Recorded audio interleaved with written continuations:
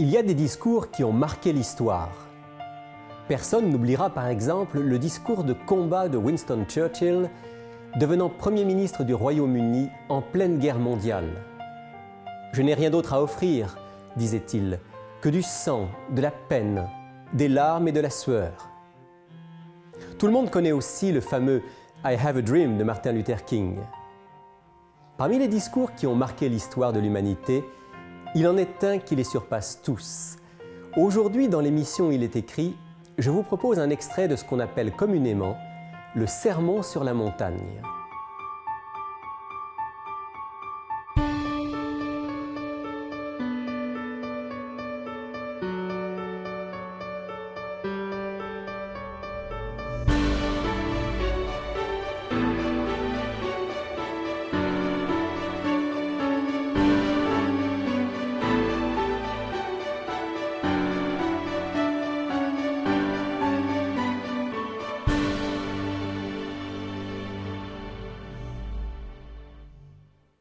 Il y a la religion qui ne dérange personne.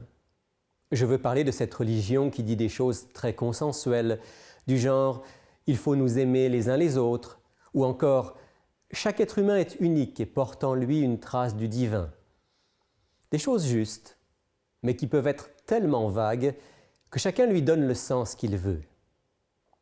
Ce que j'aime dans le Sermon sur la montagne, c'est que Jésus, lui, n'a pas craint d'être beaucoup plus précis, beaucoup plus spécifique, beaucoup plus interpellant.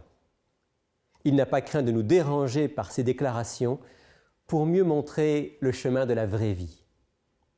Écoutez par exemple dans l'Évangile selon Matthieu, au chapitre 5, les versets 43 à 48. Matthieu 5, 43 à 48. Vous avez appris qu'il a été dit « Tu aimeras ton prochain et tu haïras ton ennemi.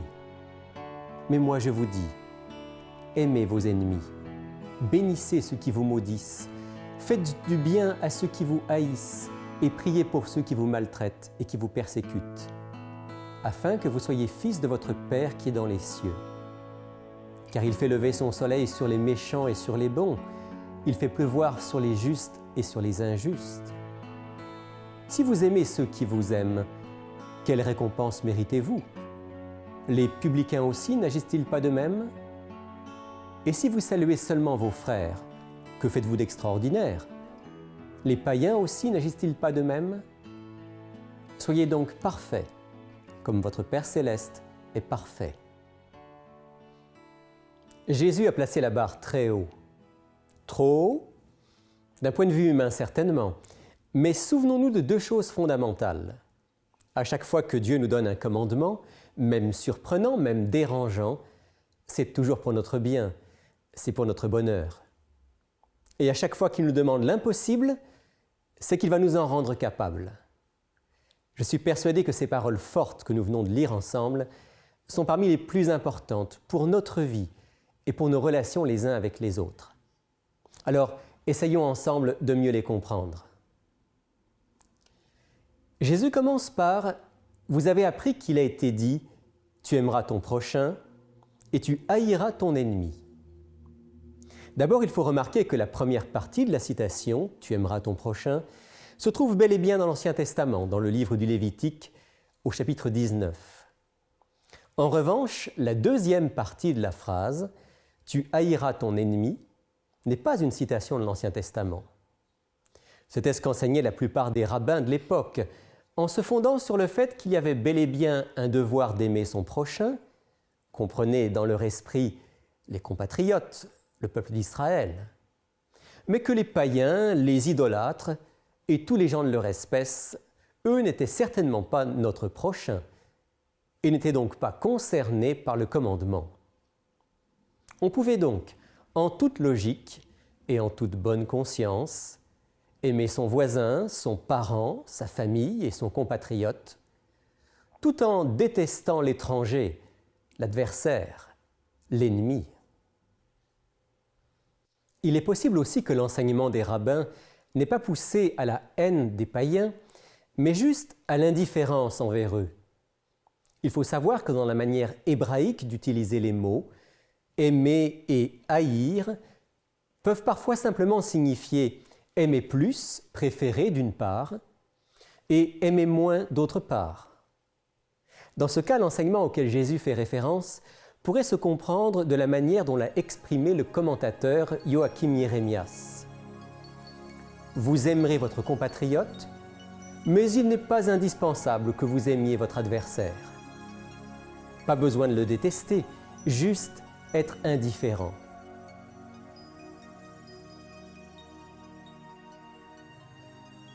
J'ai bien l'impression qu'aujourd'hui encore, l'enseignement de ces rabbins du temps de Jésus prévaut presque partout.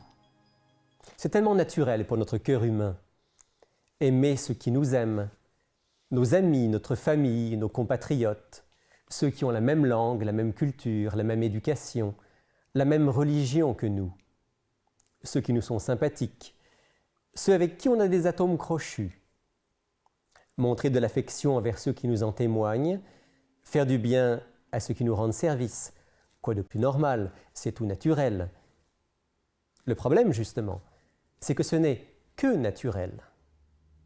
Et ce qui est tout aussi naturel dans notre nature humaine dégénérée, c'est de détester ceux qui nous ont fait du mal, c'est de ne pas aimer ceux qui s'opposent à nous, ceux qui ne pensent pas comme nous, ceux qui nous dérangent, ceux qui nous remettent en question, ceux qui ne nous sont pas sympathiques, ceux qui sont trop différents, ceux qui n'en valent pas la peine. Les détester, ou encore les ignorer royalement, les traiter avec indifférence comme s'ils n'existaient pas. Jésus nous dit dans le Sermon sur la montagne, « Si vous aimez de cette manière-là, de cet amour conditionnel, qui se nourrit de la réciprocité et s'évanouit dès qu'il est contrarié, que faites-vous d'extraordinaire ? Vous faites quelque chose de naturel, mais où est la trace de la présence de Dieu dans vos vies ? Voici la trace de la présence de Dieu dans nos vies. Jésus l'exprime dans Matthieu, au chapitre 5, au verset 44. Matthieu, chapitre 5, verset 44. « Mais moi je vous dis, aimez vos ennemis, bénissez ceux qui vous maudissent, faites du bien à ceux qui vous haïssent, et priez pour ceux qui vous maltraitent et qui vous persécutent. » Voilà l'extraordinaire. Voilà ce qui n'est plus naturel, mais vraiment surnaturel, ce qui ne peut venir que d'en haut. Ne plus répondre au mal par le mal, mais répondre au mal par le bien. Ne plus être esclave du cercle vicieux de la haine, de la vengeance, du mépris ou de l'indifférence, mais briser ce cercle vicieux en y introduisant l'amour inconditionnel, la bonté, la bienveillance. Avec force, l'apôtre Paul suit les pas du Christ lorsqu'il écrit aux chrétiens de Rome dans son épître aux Romains au chapitre 12, Romains chapitre 12, versets 17 et suivants. « Ne rendez à personne le mal pour le mal. Recherchez ce qui est bien devant tous les hommes. S'il est possible, autant que cela dépend de vous, soyez en paix avec tous les hommes. Ne vous vengez point vous-même, bien-aimés, mais laissez agir la colère, car il est écrit « À moi la vengeance, à moi la rétribution, dit le Seigneur. » Mais si ton ennemi a faim, donne-lui à manger. S'il a soif, donne-lui à boire. Car en agissant ainsi, ce sont des charbons ardents que tu amasseras sur sa tête. Ne te laisse pas vaincre par le mal, mais sois vainqueur du mal par le bien. » J'aime ça, être vainqueur du mal par le bien. Voilà le projet du Christ pour tous ceux qui prennent au sérieux son enseignement. À mon avis, il y a au moins 3 bonnes raisons pour lesquelles Dieu nous commande d'aimer nos ennemis. La première raison est en lien avec Dieu lui-même. Je devrais choisir d'aimer mes ennemis parce que c'est de cette manière que Dieu aime. Dieu aime tous les hommes, quels qu'ils soient. Oh, il n'aime pas le mal, ni l'injustice, la violence, le mensonge, l'idolâtrie et toutes les formes de péché pratiquées par les êtres humains. Il n'aime pas voir notre monde sombrer dans un matérialisme effréné. Il déteste l'exploitation de l'homme par l'homme, la guerre, la lutte pour le pouvoir, la destruction de la planète pour satisfaire nos désirs égoïstes. Dieu n'aime rien de tout cela, et il en souffre, comme il souffre de notre orgueil, de notre refus de nous tourner vers lui, et même du mépris que certains manifestent envers lui. Mais il nous aime toujours. Il nous veut toujours du bien, un peu comme un parent méprisé par son enfant qui continue à l'aimer et à espérer un changement, une relation restaurée. C'est ce qu'il nous dit dans le livre du prophète Ézéchiel, au chapitre 33 et au verset 11. « Dis-leur, je suis vivant, dit le Seigneur l'Éternel. Ce que je désire, ce n'est pas que le méchant meure, c'est qu'il change de conduite et qu'il vive. Revenez, revenez de votre mauvaise voie. Et pourquoi devriez-vous mourir, maison d'Israël ?» En d'autres termes, le cœur de Dieu reste bienveillant, même envers celui ou celle qui choisit et pratique le mal. Il continue à désirer le bien, le bonheur, le salut de cette personne. Il discerne ce qu'il ou elle peut devenir. La plus grande preuve de cette bienveillance de Dieu envers ses ennemis, c'est la vie et la mort de Jésus-Christ, tel que l'apôtre Paul en parle dans l'Épître aux Romains, au chapitre 5 et les versets 6 à 8. Romains, chapitre 5, versets 6 à 8. « Car, lorsque nous étions encore sans force, Christ, au temps marqué, est mort pour des impies. À peine mourrait-on pour un juste, quelqu'un peut-être mourrait-il pour un homme de bien. Mais Dieu prouve son amour envers nous, en ce que lorsque nous étions encore des pécheurs, Christ est mort pour nous. » Voilà comment Dieu nous aime. Voilà comment il l'a prouvé en donnant sa vie pour tous, même ceux qui ne s'intéressent pas à lui. Voilà avec quelle intensité il désire restaurer et donner la vraie vie, la vie éternelle, même à ceux qui semblent le mépriser. Alors, si c'est ainsi que notre Père Céleste aime toutes ses créatures, puis-je décider, moi, son enfant, d'aimer autrement ? Une deuxième raison pour laquelle je devrais choisir d'aimer mes ennemis, c'est pour mon propre bien. Seul l'amour rend libre, la haine et l'indifférence aliènent. Vous voulez être libre, n'est-ce pas ? Vous recherchez le bonheur ? Eh bien, nous dit Jésus, il est impossible de haïr et d'être libre. Il est impossible d'être indifférent et d'être heureux. Seul l'amour rend heureux. Oh, parfois on croit se faire du bien en se vengeant, en rendant l'appareil à quelqu'un qui nous a fait du mal, ou simplement en affichant son mépris envers quelqu'un qui ne nous aime pas. Mais tous ces gestes nous rendent esclaves. Dans l'Évangile selon Jean, au chapitre 8, au verset 34, Jésus l'exprime très bien, Jean 8, verset 34. « En vérité, je vous le dis, quiconque commet le péché est esclave du péché. Haïr ou mépriser l'autre nous rend esclaves, parce que nous sommes enfermés dans des sentiments négatifs, dont les scientifiques nous disent aujourd'hui qu'ils agissent même négativement sur notre santé physique, sans parler de notre santé relationnelle ou spirituelle. Avez-vous déjà expérimenté le pouvoir merveilleux du pardon ? Avez-vous éprouvé ce sentiment de délivrance quand la haine et la rancœur s'évanouissent et que l'amour prend la place? On ressent dans ces moments-là ce qu'est la vraie liberté. La troisième raison d'aimer son ennemi vise cette fois le bien de l'ennemi lui-même. La seule chance d'interpeller mon ennemi, de lui donner la possibilité de changer, de découvrir l'amour libérateur de Dieu, c'est de lui manifester cet amour sans condition. Ici, il me faut faire une précision. Il n'est pas certain que mon ennemi deviendra mon ami, même si je lui manifeste de la bonté. Il n'est pas sûr qu'il comprendra mon pardon et que son cœur en sera touché. Souvenons-nous que Jésus lui-même a donné sa vie pour tous les hommes, mais a été rejeté et méprisé par beaucoup. Un jour, chacun devra rendre compte de ses actes et de ses choix devant Dieu. Mon ennemi est et restera libre de sa réaction. Mais en lui manifestant de la bienveillance, je lui donne les meilleures chances de comprendre l'amour et le pardon de Dieu, de le voir en action. Il y a une puissance extraordinaire dans le fait de pardonner, de répondre au mal par le bien.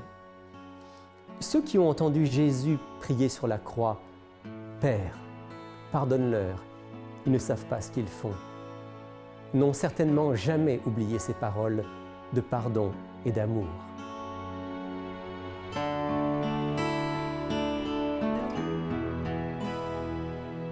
Vous connaissez comme moi de ces histoires où des hommes ou des femmes qui ont été victimes d'actes graves ont expérimenté la force du pardon et de l'amour envers leur ennemi. Parmi toutes ces histoires, celle de Corrie ten Boom demeure l'une des plus belles. Permettez-moi de la partager avec vous. Pendant la Deuxième Guerre mondiale, cette chrétienne hollandaise a aménagé avec sa sœur une cachette dans la maison familiale afin de permettre à des Juifs d'échapper aux persécutions nazies. Mais le 28 février 1944, la famille est dénoncée à la Gestapo et arrêtée. Corrie et sa sœur Betsy sont envoyées au camp de concentration de Ravensbrück. Betsy y mourra quelques mois plus tard. Corrie, elle, en réchappera. Et elle décide, après la guerre, de consacrer sa vie à partager le seul message qui peut guérir les cœurs et les vies, le pardon du Christ et le pardon envers les ennemis. Pour cela, elle parcourt l'Allemagne. Elle va d'église en église pour des réunions de réconciliation. C'est lors de l'une de ces réunions qu'elle fait une rencontre qui va changer sa vie et celle de beaucoup d'autres. Voici comment elle-même raconte son expérience. C'était en 1947. J'étais venu de Hollande apporter le message du pardon de Dieu à cette Allemagne humiliée et défaite. C'est à ce moment-là que je l'aperçus, se frayant un chemin à contre-courant vers l'avant de la salle. D'abord, je ne vis que le pardessus gris et le feutre marron. Mais l'instant d'après, je ne vis que l'uniforme bleu et la casquette avec une tête de mort. Puis tout me revint en un clin d'œil.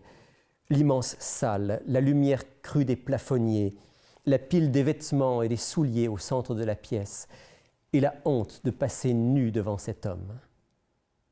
C'était à Ravensbrück, et l'homme qui s'approchait de moi était un des gardiens de ce camp, un des gardiens les plus cruels. Et à présent, il se tenait devant moi, la main tendue. « Mademoiselle, vous nous avez donné un bon message, qu'il est bon de savoir, comme vous venez de le dire, que nos péchés sont jetés au fond de la mer. » Et moi qui avais parlé du pardon avec tant d'aisance, j'étais là, fouillant dans mon portefeuille, au lieu de lui serrer la main.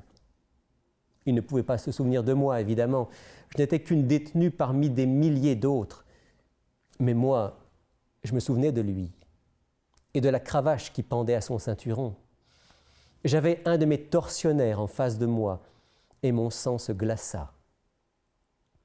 Dans votre causerie, vous avez fait allusion à Ravensbrück, disait-il. J'étais un des gardiens de ce camp. Non, il ne m'avait pas reconnu. Depuis, poursuivait-il, je suis devenu chrétien. Je sais qu'il m'a pardonné toutes les atrocités que j'y ai commises. Mais je voudrais l'entendre de votre bouche, mademoiselle. Et il me tendit à nouveau la main. Me pardonnez-vous ? Et j'étais là, moi qui avais dû souvent implorer le pardon pour mes fautes, et j'étais incapable de le faire. Betsy était morte là-bas. Pouvait-il effacer sa lente agonie simplement en me demandant pardon ? Ce n'était que depuis quelques secondes qu'il se tenait devant moi, la main tendue, mais elle me paraissait des heures, tellement la lutte était âpre, pour faire le geste le plus pénible de ma vie. Je savais qu'il fallait le faire, mais je me tenais là, incapable de me réchauffer le cœur. Mais le pardon n'est pas affaire de sentiments, je le savais fort bien. C'est un acte volontaire, et la volonté fonctionne quelle que soit la température du cœur. « Oh Jésus, viens à mon aide » priai-je en silence. « Je peux faire le geste, à toi de me donner l'amour. » C'est ainsi que, comme un automate, je serrais la main tendue vers moi. Alors se produisit une chose incroyable. un courant me passa de l'épaule au bras et du bras dans mes mains moites. Il réchauffa tout mon être. Il me fit venir les larmes aux yeux. Ô frères, je vous pardonne de tout mon cœur. Longtemps nos mains restèrent nouées, celles de l'ancien gardien et celles de l'ancienne détenue. Je n'ai jamais connu l'amour de Dieu d'une façon si intense que ce jour-là. Mais je savais que ce n'était pas mon amour à moi, c'était l'amour de Dieu. Oui, aimer vos ennemis est un commandement impossible pour notre cœur naturel. Ce ne peut être qu'une grâce de Dieu. Mais lorsque nous lui demandons sincèrement cette grâce, il peut répandre dans notre cœur des flots d'amour semblables aux siens. Prions. Père du ciel, merci de nous avoir aimés de cet amour extraordinaire et de le répandre dans nos cœurs. Donne-nous à ton image de pouvoir aimer ceux qui nous entourent, quels qu'ils soient, et que ta force d'amour et de pardon remplisse nos vies. Au nom de Jésus. Amen.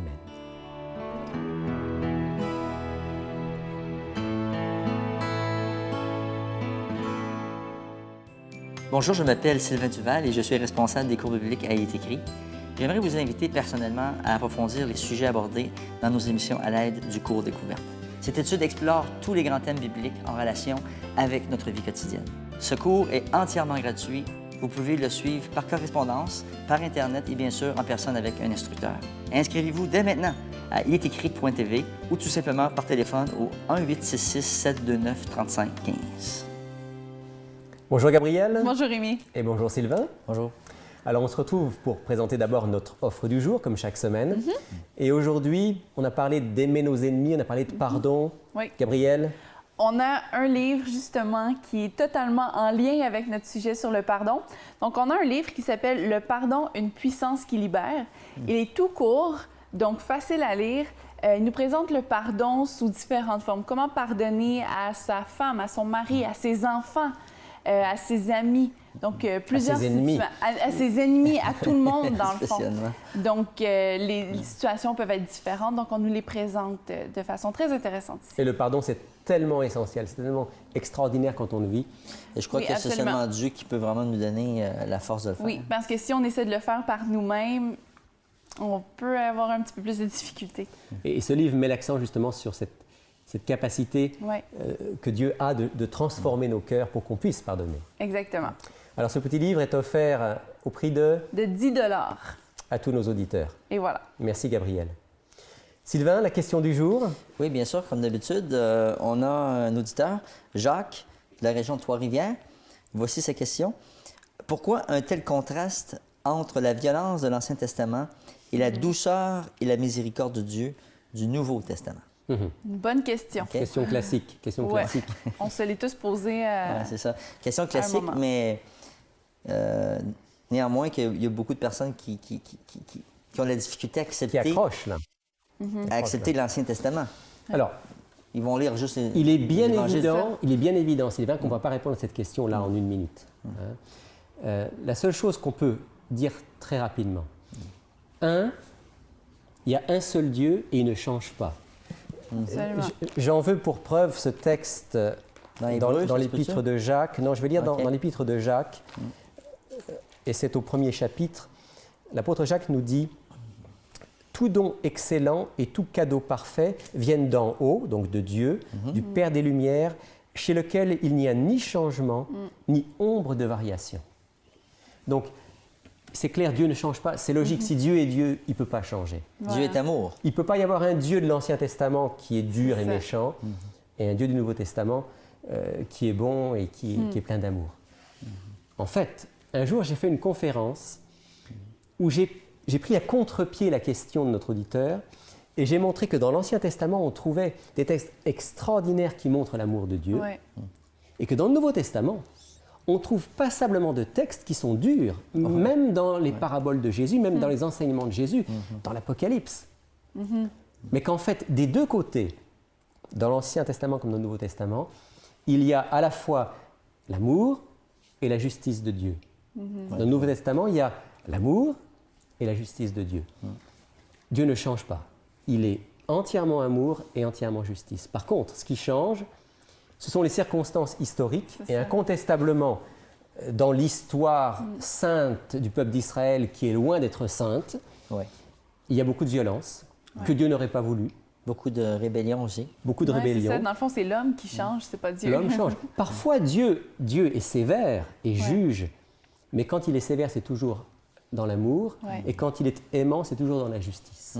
Et voilà, Alors, c'est tout pour on ne peut pas répondre complètement à cette question, il faudrait faire toute une conférence. C'est ça, il y a beaucoup d'informations là-dedans. Mais ça vaut la peine de relire l'Ancien Testament à la lumière de l'amour de Dieu et de relire le Nouveau Testament à la lumière de sa justice. Et on se rend compte que les deux sont étroitement imbriqués dans les deux testaments. Voilà. Merci Rémi. En deux mots. En deux mots. On rappelle notre offre du jour, Gabriel. Oui, bien sûr. Donc, à 10 le pardon, une puissance qui libère. Merci. Ça fait plaisir. Pour commander l'offre du jour, n'oubliez pas de nous donner le titre de l'offre ainsi que vos coordonnées. Pour effectuer votre commande, écrivez-nous à Il est écrit, casier postal 99, succursale Rosemont, Montréal, Québec, H1X3B6. Vous pouvez également passer votre commande sur le web à ilestécrit.tv ou par téléphone au 514-729-3515 dans la région de Montréal et sans frais au 1-866-729-3515 pour l'extérieur de Montréal. Sylvain, il nous reste 1 minute pour saluer quelqu'un qui n'est pas une auditrice d'Il est écrit et qui pourtant est en contact permanent avec nous. Voilà. C'est vrai, c'est Carole de Montréal. Elle n'est pas une auditrice parce qu'elle n'écoute pas le programme Il est écrit. Par contre, c'est une bonne étudiante. Elle fait le cours biblique découverte. Donc elle suit notre cours fidèlement, le cours découverte. Voilà. Elle aime aussi beaucoup notre littérature, donc j'ai partagé avec elle quelques livres qu'on a ici. Puis, il y a quelque chose, par contre, de Carole qui m'interpelle beaucoup, c'est son témoignage. Comment elle a rencontré Jésus-Christ et comment elle a cheminé spirituellement. Et ça, tu me disais qu'elle a voulu le mettre par écrit. Voilà. Donc, j'ai pris le temps aussi de distribuer son témoignage à certains amis parce que ça m'a vraiment impressionné comment Jésus l'a rejoint. Donc, on peut être reconnaissant à Carole pour son soutien et son désir de partager. Puis, je dois te dire aussi qu'elle nous a quand même visité ici à Montréal, au Centre est écrit. Donc, quelqu'un que nous aimons beaucoup. Oui. Merci, Sylvain. Plaisir. Depuis près de 30 ans, l'émission Il est écrit est diffusée au Québec et dans le monde francophone. Et c'est possible grâce à vous. Merci à tous ceux qui nous soutiennent fidèlement. Vous pouvez nous encourager en envoyant vos dons à Il est écrit, case postale 99, succursale Rosemont, Montréal, Québec, H1X3B6. Vous pouvez également faire un don par Internet au www.iletécrit.tv. Ou par téléphone au 1-866-729-3515. Merci de votre générosité. Merci d'avoir été des nôtres aujourd'hui encore. Au nom de toute l'équipe d'Il est écrit, je vous souhaite une très belle semaine, remplie de l'amour de Dieu. Et souvenez-vous, il est écrit « L'homme ne vivra pas de pain seulement, mais de toute parole qui sort de la bouche de Dieu ».